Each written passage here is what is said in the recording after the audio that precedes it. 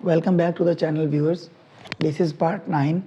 इसमें हम क्वेश्चंस 81 से 90 डिस्कस करेंगे और इससे पहले 8 पार्ट्स में पहले 80 क्वेश्चंस डिस्कस किए जा चुके हैं विद डिटेल्स।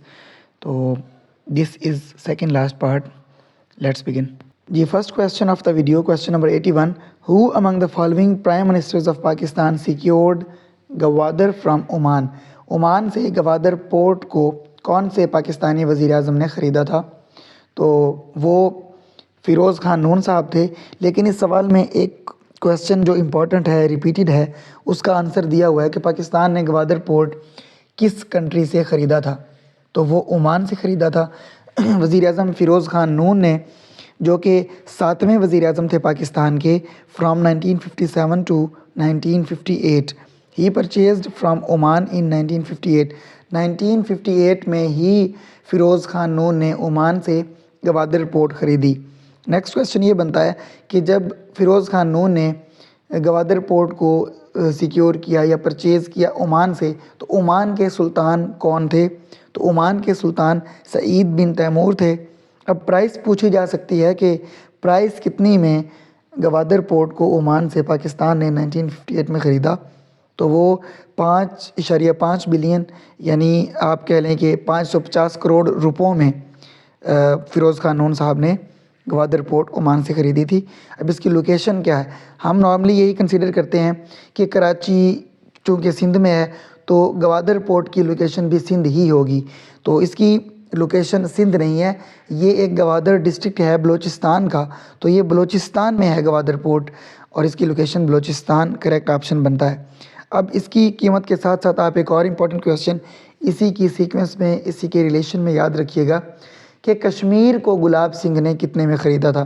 तो कश्मीर उस वक्त 75 लाख रुपए में फ़रोख्त किया गया था गुलाब सिंह को। ये भी अक्सर पूछा जाता है। Next question number 82 was villi are small finger like structures in the.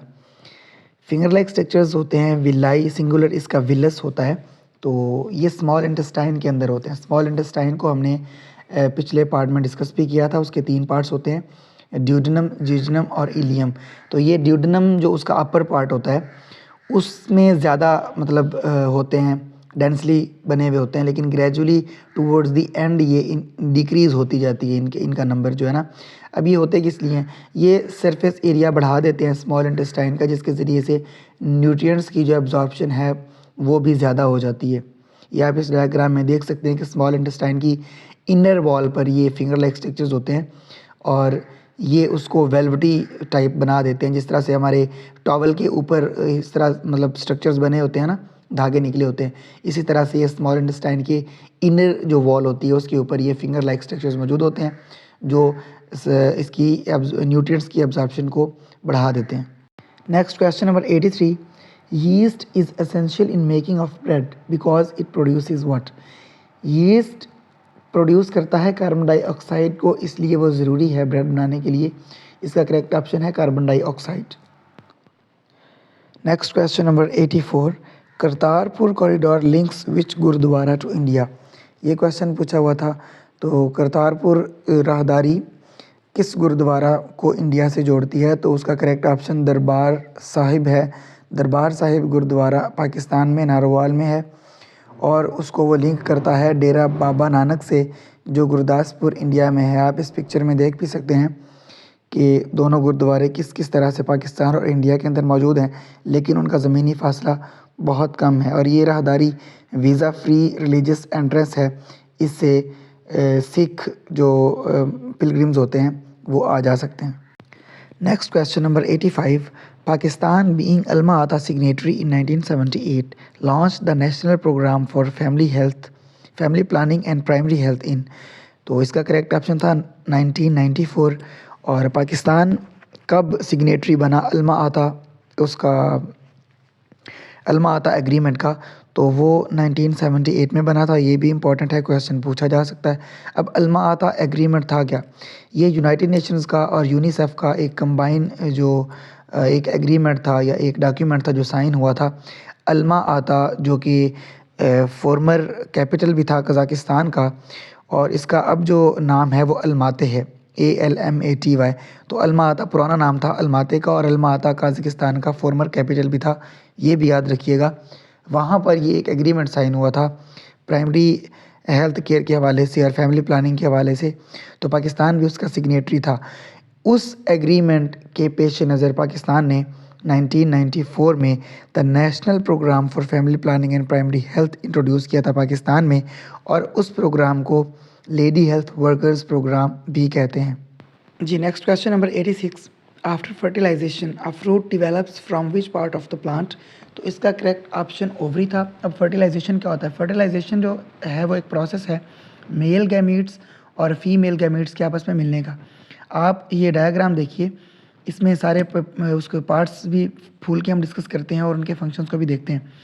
आप सबसे नीचे देखिए, ये जो आपके लेफ़्ट साइड पर फूल है उसमें सेपल और पेटल है। आपने पेटल के पी से याद रखना है कि वो फूल ही है, यानी फूल की जो पत्तियाँ होती हैं ना वो भी पी से होता है और ये पेटल भी पी से होता है। तो ये कलरफुल जो पार्ट ऑफ फ्लावर होता है ना, जो इंसेक्ट्स को अट्रैक्ट करने के लिए होता है ताकि वो उनके पोलन ग्रेन्स को मेल पार्ट से फीमेल पार्ट्स पर ट्रांसफ़र करें, उनके क्रॉस पोलिनेशन के लिए या सेल्फ पोलिनेशन के लिए जो इंसेक्ट्स का उन पर बैठना आना जाना वो ज़रूरी होता है। तो ये पेटल्स इंसेक्ट्स को अट्रैक्ट करते हैं। अब सेपल से आप एस से याद रखिएगा, ये सब्ज़ कलर की पत्तियाँ होती हैं। ये इनका फंक्शन क्या होता है, ये हम लेफ़्ट साइड वाले फूल को डिस्कस कर रहे हैं। सेपल्स का फंक्शन ये होता है कि ये फूल खिलने से पहले जो उसकी एक डोडी टाइप बनती है ना, ये उसको आपके प्रोटेक्ट करने के लिए उसके ऊपर कवरिंग होती है। बाद में ये ओपन होकर नीचे की तरफ झुक जाती है, जैसे आप फूल में देख सकते हैं, आपने अक्सर नोटिस भी किया होगा अपने आसपास। तो बाद में फिर फूल खिल जाता है। अब आते हैं राइट साइड वाले फूल की तरफ जो उसका इंटरनल स्ट्रक्चर को बयान कर रहे हैं। अब हर फूल में दो तरह के पार्ट्स होते हैं, एक फीमेल पार्ट होता है और एक मेल पार्ट होता है। ये अक्सर पेपर में पूछा जाता है कि फीमेल पार्ट इज़ कॉल्ड, अब इसको पिस्टल भी कहते हैं फीमेल पार्ट को, और गाइनोशियम भी कहते हैं। गाइनोशियम भी कहते हैं और पिस्टल भी, ये दोनों आपके नेम जो हैं वो फीमेल पार्ट ऑफ फ्लावर के हैं। अब पिस्टल को या गाइनोशियम को हम अंदर देख लेते हैं। इसके बेसिकली 3 पार्ट हैं, जैसे आप लेबलिंग में देख सकते हैं। स्टिग्मा है सबसे ऊपर। स्टिग्मा वो एरिया है जहाँ पर पोलन ग्रेन्स मेल पार्ट के एंथर से ट्रांसफ़र होते हैं। स्टाइल वो ट्यूब है जहाँ से पोलन ग्रेन्स नीचे ओवरी की जानिब जाते हैं। अब यहाँ ओवरी के साथ एक और फीमेल पार्ट होता है जिसको ओव्यूल कहते हैं, वो यहाँ पर लेबल नहीं किया गया। चलिए मैं आपको बता देता हूँ। अब क्वेश्चन हमारे के अंदर ये पूछा हुआ था जिसको हम डिस्कस कर रहे हैं कि फर्टिलाइजेशन के बाद यानी मेल और फीमेल गैमीट्स मिलने के बाद, जाइगोट बनने के बाद, वो कौन सा पार्ट ऑफ फ्लावर है जो फ्रूट बनता है, तो वो ओवरी बनती है। अब फ्रूट के अंदर सीड्स होते हैं, तो सीड्स कौन सा वाला फूल का पार्ट है जो सीड बनता है, तो वो ओव्यूल होता है, जो मैं आपको बता रहा हूँ कि इस डायग्राम में लेबलिंग में वो मौजूद नहीं है। तो आप याद रखिएगा, इसी ओवरी के अंदर ओव्यूल्स होते हैं। ओव्यूल सीड्स बन जाते हैं यानी बीज बनते हैं, और जो ओवरी है वो एज इट इज़ फल बन जाती है, फ्रूट बन जाती है। स्टिग्मा और स्टाइल ऑब्वियसली ख़त्म हो जाते हैं बाद में, क्योंकि उनका फंक्शन ख़त्म हो जाता है, वो पोलिनेशन करवा देते हैं, सॉरी फर्टिलाइजेशन वो करवा देते हैं।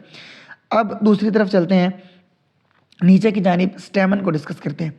स्टेमन को एंड्रोशियम भी कहते हैं, स्टेमन भी कहते हैं। ये मेल पार्ट होता है। इसके 2 पार्ट्स आप देख सकते हैं। उसके टॉप के ऊपर एंथर है, एंथर के ऊपर पोलन ग्रेन्स बनते हैं जो ट्रांसफ़र होते हैं स्टिग्मा के ज़रिए से ओवरी में, फिर वहाँ पर फर्टिलाइजेशन होती है। और फिलामेंट है, फिलामेंट वो स्ट्रक्चर है, वो ट्यूब है जो आपके एंथर को सपोर्ट करती है, उसको न्यूट्रिएंट्स वगैरह, खुराक, पानी जो भी उसको चाहिए होता है वो भी पहुंचाती है, और उसको होल्ड करने के लिए एक वो हैंगर का काम करती है आप कह लें, या उसको एक यानी सरफेस देती है उसको एंथर को अपने ऊपर स्टे करने के लिए। तो ये फूल के सारे पार्ट्स हैं। क्वेश्चन में ये पूछा हुआ था कि जो आपका फ्रूट है वो किस हिस्से से बनता है फूल के, तो वो ओवरी से बनता है। बीज भी पूछा जा सकता है, तो वो ओवरी के अंदर ओव्यूल होता है। ओव्यूल बाद में बीज बन जाता है और ओवरी बाद में फल बन जाती है। ये भी आप याद रखिएगा, पिस्टल या गाइनोशियम दोनों नाम फीमेल पार्ट ऑफ फ्लावर के होते हैं, और स्टेमन या एंड्रोशियम जो है वो आपके दोनों मेल पार्ट के नेम्स होते हैं। जी next question number 87, which disease is caused by the deficiency of vitamin D. Vitamin D की कमी से कौन सी बीमारी होती है? तो विटामिन डी की कमी से रिकेट्स की बीमारी होती है। अब विटामिन डी के बारे में ये भी सवाल अक्सर पूछा जाता है कि हम सनलाइट से कौन सा विटामिन डायरेक्टली हमारा बॉडी मतलब गेन कर लेता है या उसको पैदा कर लेता है, तो वो भी विटामिन डी ही है। विटामिन डी सूरज की रोशनी से भी हम हासिल कर सकते हैं अगर हम डायरेक्टली सनलाइट पे बैठते हैं। तो विटामिन डी की कमी की वजह से बीमारी जो होती है उसको रिकेट्स कहते हैं। रिकेट्स है क्या? रिकेट्स बोन्स की बीमारी होती है, यानी आपकी बोन्स बहुत ज़्यादा सॉफ्ट हो जाती हैं, नरम हो जाती हैं एंड दे कैन बेंड। तो ये यानी हड्डियों की कमज़ोरी ही है, अगर हम उसको बड़े देसी और बड़े सीधे साधे अल्फाज में कहेंगे तो वो विटामिन डी की कमी की वजह से रिकेट्स की बीमारी होती है जो हड्डियों से रिलेटेड है, और हड्डियाँ नरम हो जाती हैं और वो मुड़ जाती हैं। बच्चों में रिकेट्स कहते हैं और बड़ों में इसको ओस्टियोमलेशिया या osteomalacia, I am sorry I don't know how to pronounce it. तो उसको बड़ों में जो होती है वो भी हड्डियों की कमज़ोरी है तो उसको ओस्टियोमलैकिया कहते हैं, और बच्चों में जो होती है उसको रिकेट्स कहते हैं। तो नॉर्मली पूछा यही जाता है कि विटामिन डी की कमी की वजह से कौन सी बीमारी होती है, तो वो रिकेट्स ही ऑप्शंस में होता है। लेकिन फिर भी एडिशनल इन्फॉर्मेशन के लिए जानना ज़रूरी है कि ओस्टियोमलेशिया बड़ों में विटामिन डी की कमी की वजह से बीमारी होती है और बच्चों में रिकेट्स होती है। दोनों हड्डियों से रिलेटेड हैं, हड्डियाँ नरम हो जाती हैं, भुरभुरी हो जाती हैं, बैंड हो जाती हैं। टूटने का ऑब्वियसली उनका जो है वो मतलब ख़तरा ज़्यादा रहता है। तो this is all about vitamin D is deficiency. Next question number 88, the medians of a triangle cut each other at the ratio.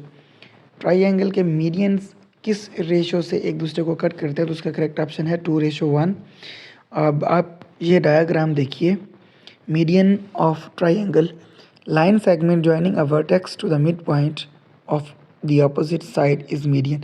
यानी एक ऐसी लाइन जो एक जहाँ पर दो साइड्स मिल रही होती हैं ट्राइंगल की, यानी ये कॉर्नर के मिड से निकलती है और उसके अपोजिट जो साइड होती है उसकी उसको सेंटर से कट करती है। तो ये आपका मीडियन कहलाता है। Point where all three medians intersect is called the centroid. Centroid के बारे में पूछा जा सकता है। ये जो आपका पॉइंट डी है, सॉरी पॉइंट ओ है ना इस पिक्चर में, इसको सेंट्रॉइड कहते हैं, जहाँ पर सारे मीडियंस एक दूसरे को इंटरसेक्ट कर रहे हैं। Median divides the triangle into two smaller triangles of equal area.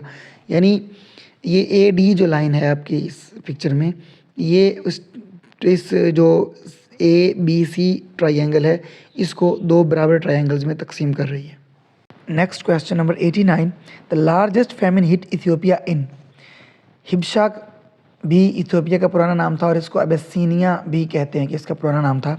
अबेसिनिया या हिब्शा दोनों पुराने नाम थे। और ये एक इम्पॉर्टेंट क्वेश्चन है कि what was the old name of Ethiopia. अब लार्जेस्ट फेमिन, बहुत बड़ा एक अजीम कह लें या एक खौफनाक हौलनाक कहत जो इथियोपिया में आया वो कब आया, ये क्वेश्चन था। इसका करेक्ट ऑप्शन है 1983। 1983 से लेकर 1985 तक Ethiopia was hit by the largest famine in its history. जी next question number 90, the last question of this video, who among the following was the longest serving chairman of Senate. Senate का longest serving chairman कौन था? He was Wasim Sajjad साहब and he serve for 11 years। ये भी पूछा जा सकता है कि Wasim Sajjad was the longest serving chairman of senate, how long did he सर्व? तो इसका जवाब है 11 साल। इनका टेन्योर 11 years का था। इसके साथ साथ आप फर्स्ट चेयरमैन ऑफ सेनेट भी देख लें कि वो कौन थे, तो उनका नाम हबीबुल्ला मरवत था। हबीबुल्ला मरवत साहब the first chairman Senate and the longest serving chairman Senate was Wasim Sajjad and he served for 11 years। ये था पार्ट 9 ऑफ PMSG के पेपर 2019।